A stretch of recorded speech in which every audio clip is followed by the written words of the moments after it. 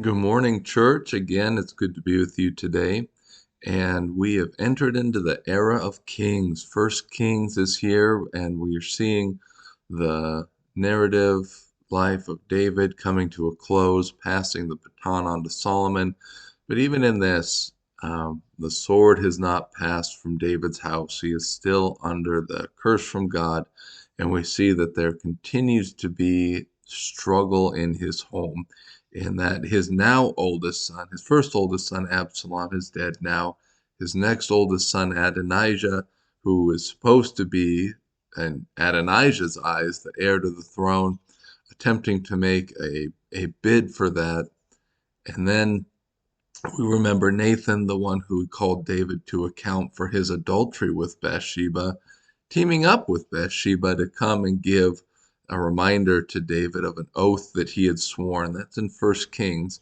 The problem we have with that account in First Kings, that if we go back to Second Samuel, there is nowhere in all of that where David makes this oath. We just don't see it.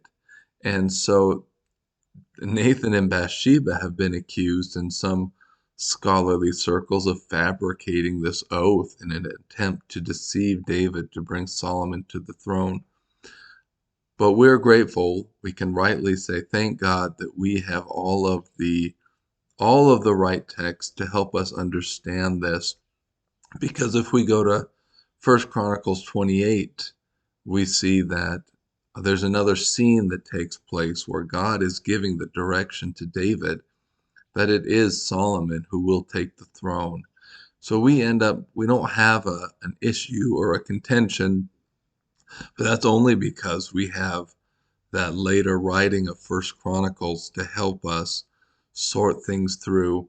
But even if we didn't, we were told early on when Solomon was born that he was one who was loved by God. He had special favor from God upon him.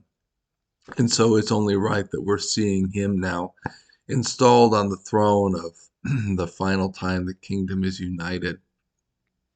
And so that's God has the right man for the job always in place, and that's what we always want to remember. And if we go to our reading today in Thessalonians, we're hearing about being ready in the days that the Lord returns.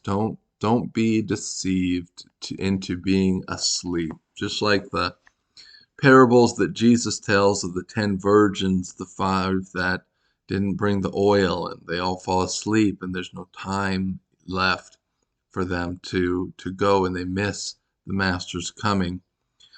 We don't want to miss Jesus. We want to be ready, to be prepared, and to understand that He appoints the days and the hours, and that there's never a day that we can take off from pursuing Him and delighting to do His work. That would be foolishness for us to do that. And so, church, just another encouragement. Let's be ready today and live our lives in anticipation of what is coming next. I look forward to talking to you again.